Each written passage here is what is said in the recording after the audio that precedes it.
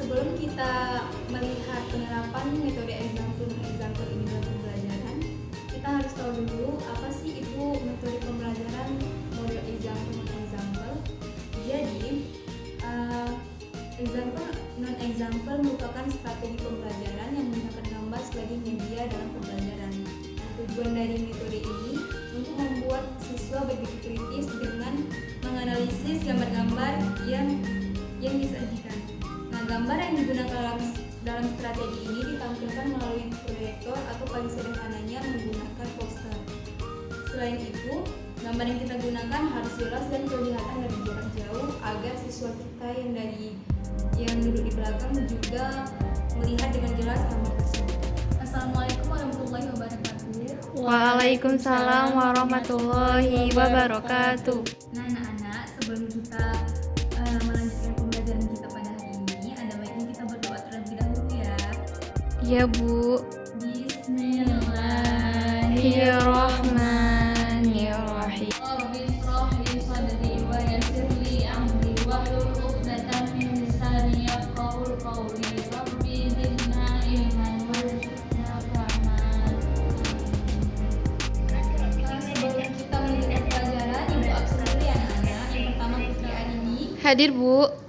Hidayatul Tamimi, Hadir Bu. Diva Fadira. Izin Bu.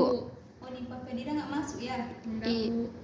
Nah, jadi hari ini kita akan membahas materi lanjutan dari kemarin. Kalau kemarin kita kan udah membahas bahan untuk menghias kue, sekarang kita akan membahas alat untuk membuat menghias kue.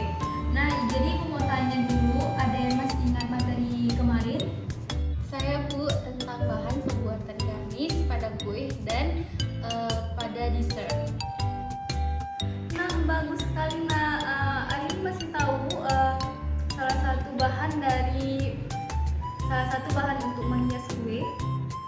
Salah satunya pondan Bu, teksturnya elastis hingga mudah dibentuk. Biasanya untuk membuat hiasan seperti pita, bunga, ataupun karakter-karakter yang ada di kue.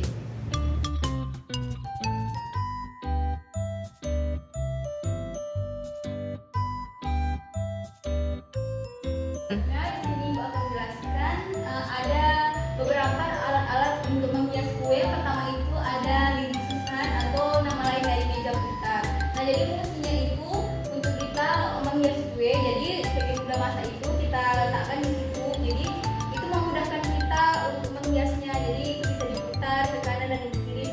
Nah, yang kedua di sini ada pisau palet. Nah, jadi pisau palet ini berfungsi untuk meratakan krim atau ganache atau lapisan. Nah, di atas permukaan kue, pisau palet tersedia dari berbagai ukuran seperti yang ada di foto ini, dan ini untuk berbagai macam kegunaannya. Selanjutnya di sini ada piping bag atau plastik krim juga. Gunanya itu untuk kita meletakkan krim atau ganache ke dalamnya.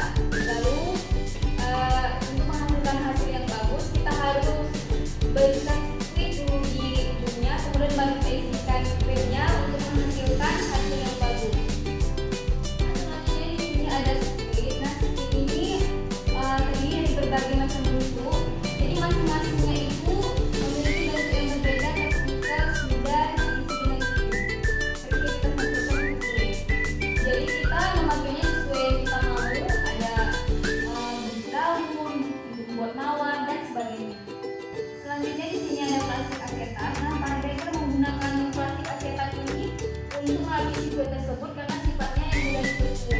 Nah, jadi kalau kita berjualan di toko, kita ingin memakainya di etalase, jadi dia tetap terjaga bentuk dari kue tersebut. Nah, di zaman sekarang juga banyak kue-kue cake yang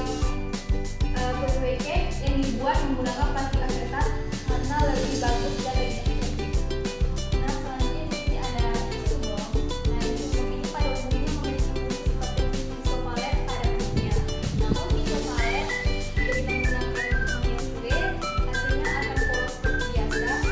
Kalau menggunakan tisu bong ini, tampilan krim atau ganache yang kita buat itu lebih bertekstur. Nah, seperti pada contoh di gambar ini. Terus selanjutnya di sini ada namanya cake eyebrows. Jadi cake eyebrows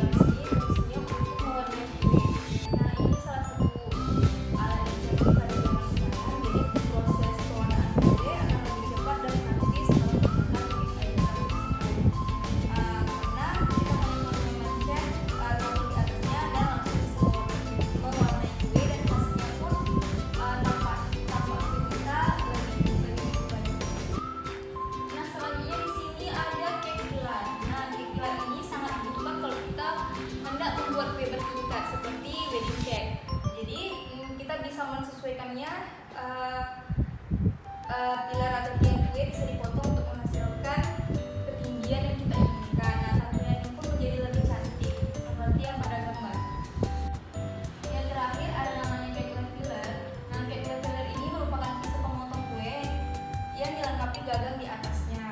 Jadi kita harus menggunakan cake filler ini daripada pisau biasa untuk menghasilkan potongan yang mulus dan presis.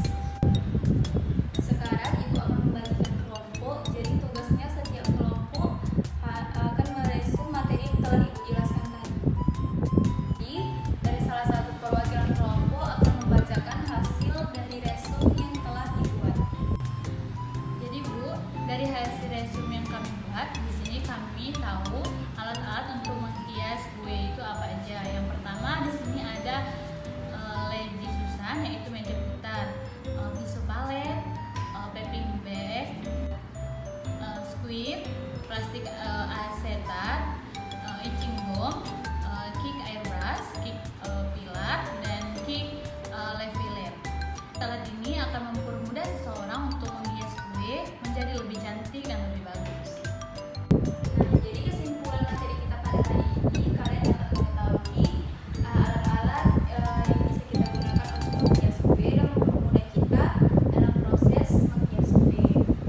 Jadi karena tadi ada salah satu kelompok yang berhasil resumnya sangat bagus, ini ibu akan memberikan tips pada kelompok tersebut. Karena kemarin kita telah mempelajari bahan untuk menghias kue dan sekarang kita telah mempelajari alat untuk menghias kue. Nah, di pertemuan selanjutnya kita akan membahas teknik-teknik yang kita lakukan dalam menghias kue agar menghasilkan kue yang bagus dan cantik.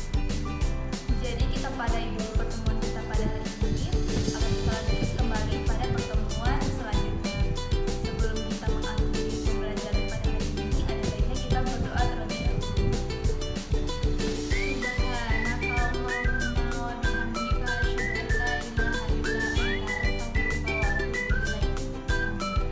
Sampai berjumpa di pertemuan selanjutnya. Ibu akhiri. Assalamualaikum warahmatullahi wabarakatuh. Waalaikumsalam warahmatullahi wabarakatuh.